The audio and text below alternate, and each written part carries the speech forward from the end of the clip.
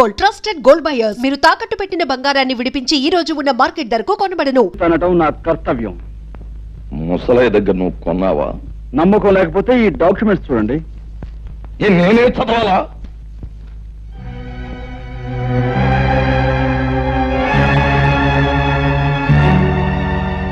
చూడండి లింగం గారు, మీకు మరో శుభార్త. ముసలయ్య దగ్గర ఈ ఇల్లే కాక అతని 4 ఎకరాల పొలాన్ని నేనే కొన్నాను. ఇన్నేళ్లు దాని మీద వచ్చిన ఆదాయాన్ని తమరు మూట కట్టుకున్నారని తెలిసింది. సాధ్యమైన త్వరలో ఆ మూట నాకు అందివ్వకపోతే తమను కూడా ఒక ఆట ఆడింతాల్సి వస్తుంది. అదన్నమాట విషయం. చూడబ్బాయ్ హరి, చాలా సంతోషంగా ఉందయ్యా నాకు. ఎందుకంటే మా లింగానికి వార్నింగ్ ఇచ్చే మగవాడు ఇన్నాళ్ళకి నాకు కనిపించినందుకు చాలా సంతోషంగా ఉంది. చూడు లింగం, ఆ అబ్బాయికి ఇవ్వాల్సిన సొమ్ము అనా పైసలతో మూట కట్టి పళ్ళెంలో పెట్టించే, లేకపోతే ఊరంతా చిచ్చి అని తప్పు తప్పని అంటారు. చూడు అబ్బాయి హరి, మా ఓణ్ణి నేదో అన్నాడంట, ఒప్పేసరెట్టు ఎట్టేసావంట.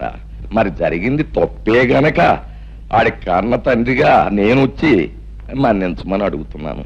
నన్ను మన్నింపు కోరే కంటే మీ అబ్బాయిని కాస్త కుదురుగా ఉండమని చెప్పడం మంచిది. అది మళ్ళీ నాకు చెప్పాలా? ఎలాగూ జరిగే పని అదే. ఏగో కాగితాలు, వస్తాను. ఏంటయ్యా సూపు, వెంటనే అడుగయ్యూ పోయావంటే కరకజ్జం తినిపించేస్తాను. అన్నా, ఇంతకాలానికి ఆ వెధవల్ని తన్ని ఆ వెధవల చేత దండాలు పెట్టించుకున్నది నువ్వే. మా చిన్నప్పుడు ఈ ఊళ్ళో రుస్తుం రుద్రయ్య అని ఉండేవాడట.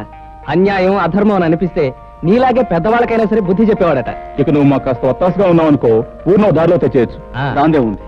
మంచికి మంచి మనుషులకి నేను ఎప్పుడూ అండగానే ఉంటాను. పదండి. ఏ పద్మ, ఈ గొలుసు అక్కడ చేయించావే, చాలా బాగుంది. అదిగో అతనే నీ హీరో.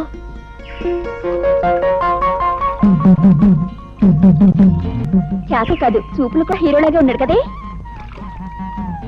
ఆగండి, ఈ హీరో గారి జోరేమిటో తేల్చేస్తారు. ఏయ్ నిన్నే. నిన్నే ఏమిటి? పేరు తెలియకపోతే అడిగి తెలుసుకోవాలి. నీ పేరేంటి? ఊళ్ళో మారుమోగిపోతోంది, వినలేదా? సరే, ఏదో ఆడపిల్లవి అడిగేవి కాబట్టి చెప్తున్నాను. పేరు హరి. హరైతే గిరైతే ఇక్కడ మగాళ్ళు స్నానం చేయకూడదు. ఓహో, అంటే ఆడవాళ్ళు మాత్రమే చెయ్యాలా? అయితే చెయ్యి, చూస్తాను. లేదు ఆడ మగ ఇద్దరు కలిసి చేయొచ్చు అంటావా? నువ్వు దిగు, ఇద్దరం కలిసే కానిద్దాం. మాటలు తిన్నగా రాని. నేనెవరనుకుంటున్నావు? వంపులు సొంపులు పొగరు వెగరు సమపాళల్లో ఉన్న ఆడదాని అనుకుంటున్నాను. రైటే కదూ? ఆ రైటు మాట అలా ఉంచు. ఇక్కడ స్నానం చేయడం రాంగు. ఇది మంచినీళ్ల రేవు. ఓహో, అలాగా. అయితే ఓ పని చేయి పాప, ఇది ఏ రేవో ఎవరు ఎందుకు ఉపయోగించాలో మీ బాబుతో చెప్పి ఒక బోర్డు రాయించి మీ అన్నయ్య చేతికిచ్చి ఈ గట్టు మీద రాత్రి పగలు కాపాకాయమను. అతని కాలక్షేపంగానూ ఉంటుంది, ఈ ఊరు కొత్తగా వచ్చిన వాళ్ళకి ఉపయోగంగానూ ఉంటుంది. ఉంటాను. చూడు, ఆ బోర్డు మీద అక్షరాలు నీ మొహంలా అందంగా ఉండేలా రాయమను. వస్తాను, గజ్జల గుర్రం.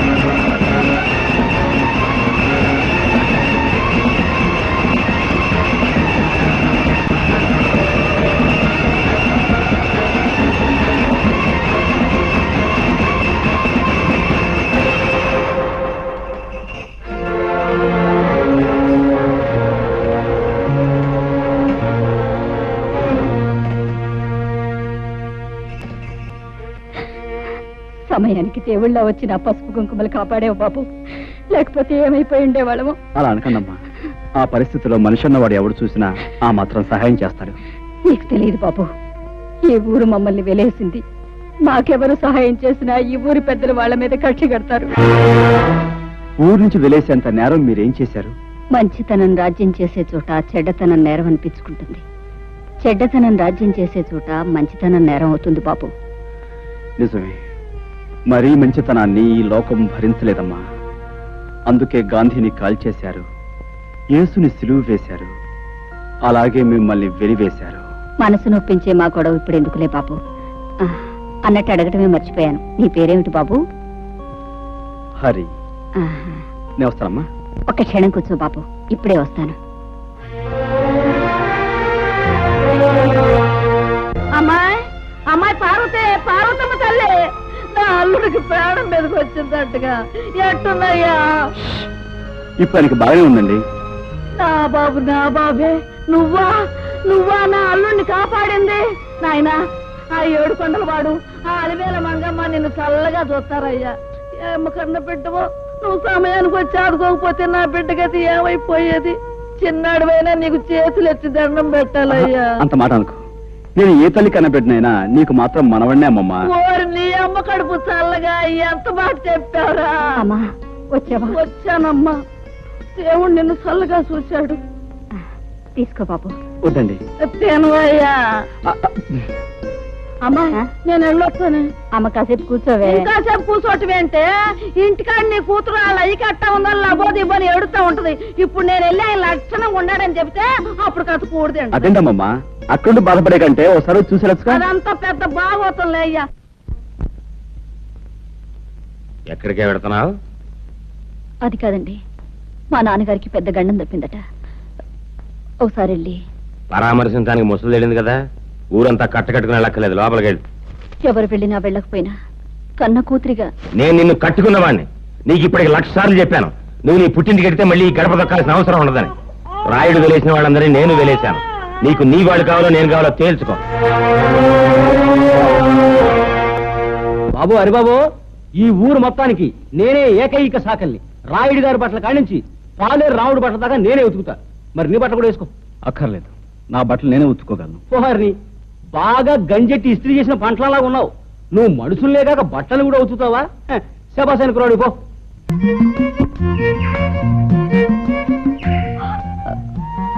గట్టు దిగి పక్కకు తప్పుకో, నేను వెళ్ళాలి. వయసు మళ్ళే వరకు నేను ఈ గట్టు మీదే సెటిల్ అయిపోతాను అనుకుంటున్నావా? నేను వెళ్ళాలి, నువ్వే తప్పు. నేనెందుకు తప్పుకోవాలి? ఇదంతా మా పొలం, ఈ గట్టు మాది. యువతల పక్క పొలం నాది కనుక ఈ గట్టు మీద నీకెంత హక్కు ఉందో నాకు అంతే హక్కు ఉంది. అయితే నువ్వు తప్పుకోనంటావు. అంటావు కాదు, అన్నాను. విన్నావుగా. మర్యాదగా చెప్తే వినవా? నాకు నచ్చని విషయం అమర్యాదగా చెప్పినా వినను. సభ్యతున్నవాడివైతే ఆడపిల్లకి మర్యాద ఇచ్చి తప్పుకోవాలి. సంస్కారం ఉన్నదానివైతే మగ పిల్లవాడికి మర్యాద ఇచ్చి నువ్వే తప్పుకోవాలి. ఏమిటి, నీకు నేను మర్యాద ఇవ్వాలా? మర్యాద ఒక్కటే ఇవ్వాలని రూ లేదు. ముద్దు ఇవ్వచ్చు, మనసు ఇవ్వచ్చు, సొగసు ఇవ్వచ్చు. నన్ను పొరదులో పడేస్తావా? కొండ నీ పని చెప్తాను. ఏంటి చెప్పేది వంకాయ? ఇదిగో, ఇప్పుడు బురదలో పడేలా చేశానా? 4 రోజులు తిరక్క ముందే నిన్ను నా గుండెల మీద పడేలా చేస్తాను. చేస్తావు. ఏమిటి నువ్వు చేసేది? చింతకాయ పచ్చడి? పచ్చడి కాదే, పోట్ల గిత్త పందెం. నువ్వు నా మీద పడి కౌగిలించుకుని తీరుతావు. అప్పుడు నేను నిన్ను ఖచ్చితంగా ముద్దు పెట్టుకుని తీరుతాను. చూస్తుండు. ఏమిటయా, ఏమిటి మీ గోల? ఎరువుల కోసం దరఖాస్తులు పెట్టుకున్నాం. మరి నిన్న సాయంకాలం దిగిన ఎరువులు ఇవాళ ఉదయానికి అయిపోయంటే మేమేమైపోవాలి బాబు గారు? అవును బాబు గారు, చాలా అన్యాయం. అన్యాయం. ఎరువులన్నీ మేము ఏమన్నా పిండి వంట చేసుకుని తినేసేసామా? ముందు ముందు ఇచ్చాం, తర్వాత కోట వచ్చినప్పుడే మీకు. శాస్త్ర ప్రకారం ఈ సంవత్సరం ప్రారంభకాలం నుంచి కుజుడు కుంటిదలకే నడుస్తున్నాడు. మళ్ళీ కోట ఎప్పుడు వచ్చేది? కుజుడు బుధుల్లోకి వెళ్ళి. రేపటి ఇంగ్లీష్ పేపర్లో ఇవాళ తాజా వార్త. కుజుడు బుధుల్లోకి రాకుండానే అక్కడ గోడౌన్ తలుపులు తెరుచుకుంటున్నా.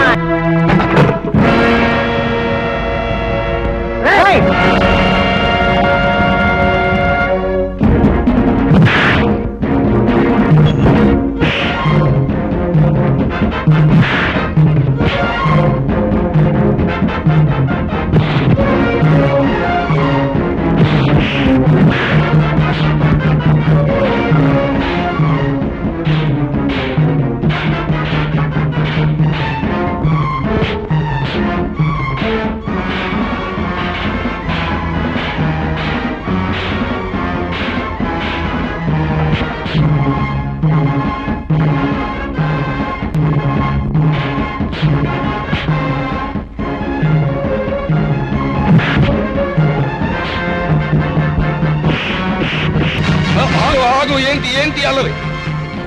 అల్లరి కాదు రాయుడు గారు, మీ ఆధ్వర్యంలో జరిగే అన్యాయాన్ని అరికట్టే కార్యక్రమం. ఏంటి నా ఆధ్వర్యంలో అన్యాయమా? నాకే అర్థం కావట్లేదు. మీకు అర్థం కాకపోవచ్చు, కానీ లింగానికి పూర్తిగా అర్థమై తీరాలి. అయ్యి బాబా నాకా పేద రైతులు చదివితే ఎరువులు అయిపోయాయని చెప్పాడు ఈ పెద్ద మనిషి. మరి గొడవలో దాచిన సరుకంతా ఎవరి కోసం చెప్తే విని ఆనందిస్తాం. ఏమయ్యా లింగం, నాతో కూడా ఎరువులు అయిపోయాయనే చెప్పావు, మరి ఆ మూటలన్నీ అలా దాచుంచావు. అదేంటండి బాబు తమతో చెప్పాకే అదేంటండి ఏది తెలియనట్టు సంపెత్త నోరెత్తే ఉంటారు.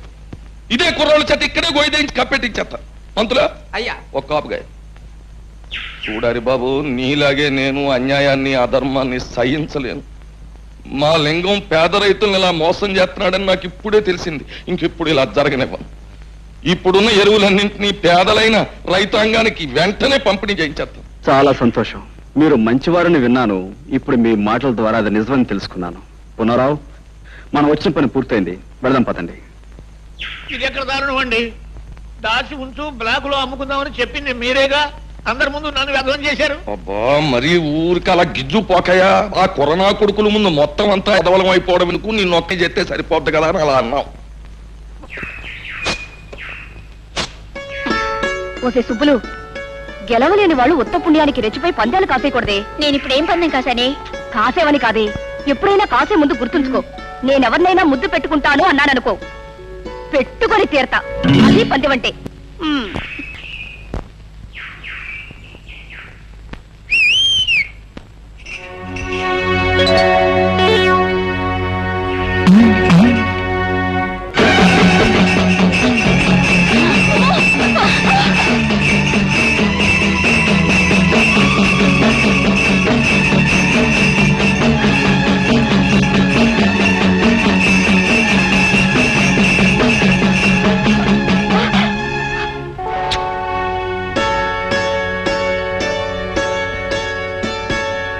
ఇప్పుడేమంటావు? చెప్పడమే కాదు, ఏదైనా సరే చేసి చూపించడం మనకు అలవాటు. అర్థమైందా? సరేలే, పెద్ద మొనగాడు బయలుదేరు.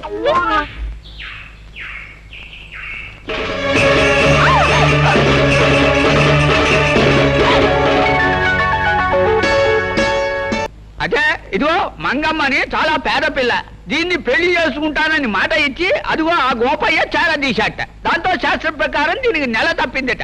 కానీ దానికి నాకు ఏ సంబంధం లేదు. ఆ తల్లి కావడానికి కారణం నేను కాదు. కావాలంటే ఏ దేవుడి మీద పడితే ఆ దేవుడి మీద కొట్టు నీ అబ్బాయి గోల్ చేస్తా. అది మరి ఎలా ఎడగొడతావో ఎడగొట్టు.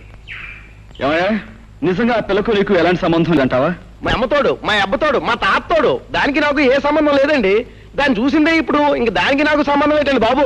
అబద్ధం బాబు, వాడు చెప్పేదంతా అబద్ధం. ఆ పోలేరం శేషిగా నన్ను పెళ్లి చేసుకుంటానన్నాడు బాబు. నోర్మై, అయితే పోలేరమ్మని సాక్షిగానికి తీసురా. ఏమయ్యా రే, నువ్వేమంటావు? నా వల్ల కాదండి. ఈ అమ్మాయి చెప్పే మాటకు సాక్ష్యం లేనప్పుడు ఆ అమ్మాయి కడుపులో ఉన్న బిడ్డకు ఇతరే తండ్రిని ఖచ్చితంగా చెప్పలేం. కనుక దీనికి ఎలా తీర్పు చెప్పాలో నాకు అర్థం కావటం లేదు. రండి. కుర్రతనం, తన అనుభవం ఏం సరిపోద్ది ఇలాంటి గొడవలు ఎడగొట్టడానికి. బోలే పిల్ల చూడు, ఇప్పుడు ఆడి బాబు గురించి నీకు తెలుసునో లేదో నిప్పు ఎప్పుడు కోసేసినా సరే ఆడ అబద్ధం ఆడ్డు. మరి అలాంటి కుటుంబంలో పుట్టాడాడు, ఆడ అబద్ధం ఆడతాడంటే నేను నమ్మను. మరి నీకంటావా? నీ చరిత్ర ఏటో నాకు తెలదు. కాకపోతే నీకు నేను చేసి ఉపకారం ఏంటంటే, కాస్తో కూస్తో ఉన్నాన్ని ఈ రకంగా అల్లరి పెట్టి ఏ ఎకరమో అరెకరమో సంపాదిద్దారనే యదో ప్రయత్నం నువ్వు చేసినందుకు మాత్రం నీకు నేనేం జుల్మాన వేయడం లేదు.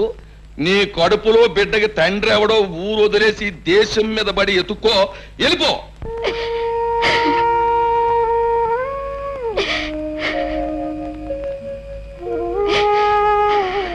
అక్క అక్క, మన తిరణాల్లో కొన్న లాటరీ టికెట్ కి 5 లక్షలు వచ్చాయి. వచ్చే మంగా నువ్వు ఎంత అదృష్టవంతురాలివే. ఆ డబ్బుతో పొలాలు కొనుక్కోవచ్చు, గొడ్డు గోదా కొనుక్కోవచ్చు, పెద్ద ఇల్లు కట్టించుకోవచ్చు. తప్పకనే ఓలే మంగా, నిన్ను కాదన్న నుంచి నా మనసు ఎంత విశ్వసలాడిపోయి దిగాలు పడిపోతున్నదో నీకేటి తెలిసే. ఏదో మా మేనమామ 5 ఎకరాలు పొలం ఎత్తాడంటే ఆశపడి కాదన్నానే గాని నిజానికి నీ మీద ప్రేమ లేకపోతే కడుపుతదేటి? అసలు నిన్ను అన్యాయం చేస్తే ఈ భూదేవత భగవంతుడు నన్ను ఊరుకుంటారేటి?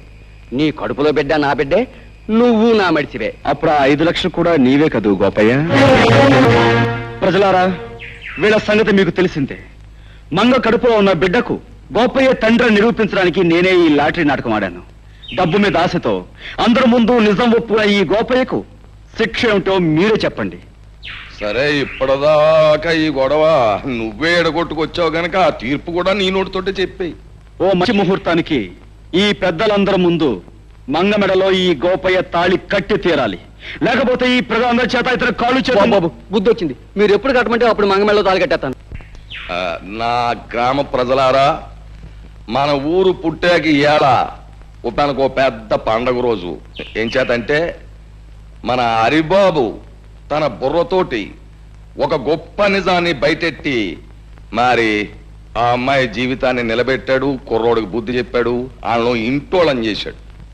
అంచేత పోబోతున్న మాతరం కంటే 100 ఏళ్ళు బతకవలసిన ఈ కుర్రాడు ఇప్పుడు గ్రామంలో ఉన్న సమస్యలన్నీ పరిష్కారం చేసి గ్రామంలో న్యాయాన్ని ధర్మాన్ని నిలబెట్టవలసిందిగా కోరుతూ ఈ కుర్చీలోకి వచ్చి కూర్చోమని, ఈ దండాన్ని తీసుకోమని మీ అందరి తరఫున కోరుతున్నాను. హరిబాబు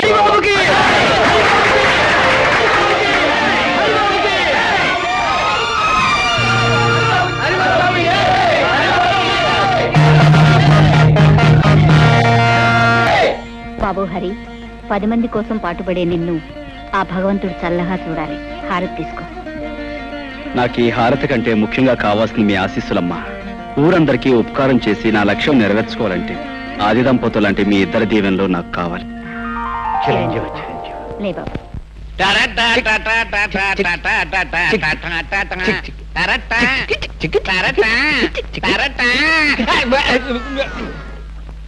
ఏవో చలపతి, ఇవాళ పొద్దున్న టిఫిన్ చేయడానికి శాస్త్ర ప్రకారం కాఫీ టిఫిన్ లాగా అయ్యి ఉంటుంది. అదేం కాదయ్యా, పొద్దునే మా అమ్మ నష్టపడలేకొచ్చాను. రామ రామ రామ సీత, రామ రామ రామ సీత, రామ. ఎవడు కూడాడా దెయ్యం పట్టిందా ఏమిటి అవతారం?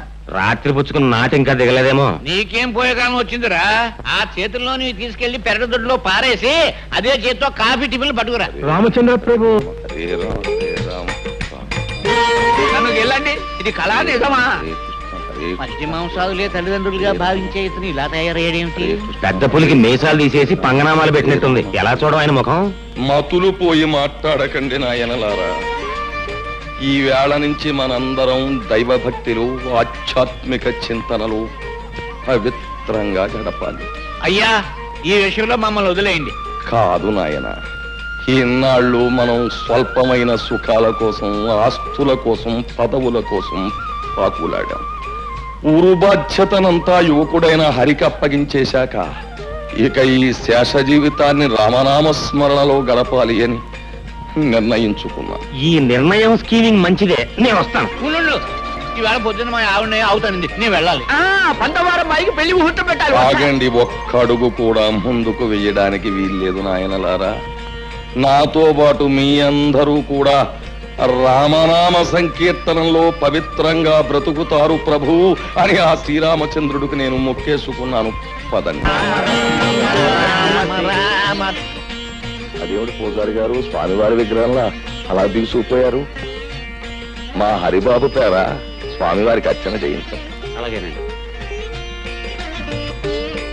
రామ, కోదండ రామ, చీకట్లో బతుకుతున్న మాకు హరిబాబనే దీపాన్ని ప్రసాదించి వెలుతురునిచ్చావు. మాకు ఊరికి ఎంతో ఉపయోగపడుతున్న ఆ చిరంజీవిని 10 కాలాల పాటు చల్లగా ఉండేలా ఆశీర్వదించు స్వామి. అనందయ్య రామ.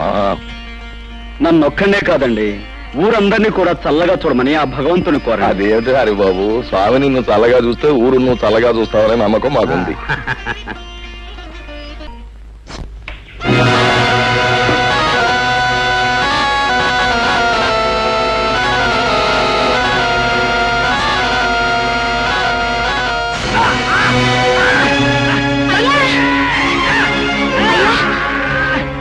ఏమైందయ్యా? అయ్యో, మా ఆయన పాము కట్టేసింది. రక్షించండి బాబు, రక్షించండి బాబు. ఏంటమ్మా, ఏం జరిగింది? మా ఆయన పాము కట్టేసింది.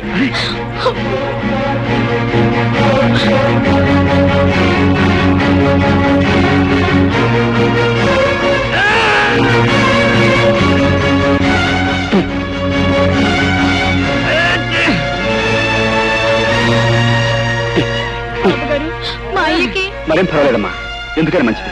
బ్రహ్మయ్య ఇంటికి తీసుకెళ్తే ఆయన ఏదైనా పసుముందు వేస్తాడు. రండి. పొద్దున్నే ఆ వీధుల వెంట వెళ్ళడం ఏమిటి, ఆ కుక్కలు అరవడం ఏమిటి, ఆ పిల్లలు రాళ్ళిచ్చుకుని కొట్టడం ఏమిటి, ఏమిటి మనకి కర్మ? పోలేండి, పొద్దున్నే గుళ్ళు గోపురాలంటూ తిరిగినా రాత్రి అయ్యేసరికి మందు స్కీమింగ్ లోనే ఉన్నాం కదా. ఎలాగూ మందు కార్యక్రమం ఉంది గనక శాస్త్ర ప్రకారం ఆయన వచ్చేదంటే కాస్త భక్తి నటించి భజన చేద్దాం. సంబరపడిపోతాడు జీవి. రామ రామ రామ సీతా, రామ రామ రామ సీతా, రామ రామ రామ సీతా, రామ రామ రామ సీతా. చాలా సంతోషం. మీరు అలా భక్తి పారవశ్యంలో చెలరేగిపోతుంటే ఈ సీత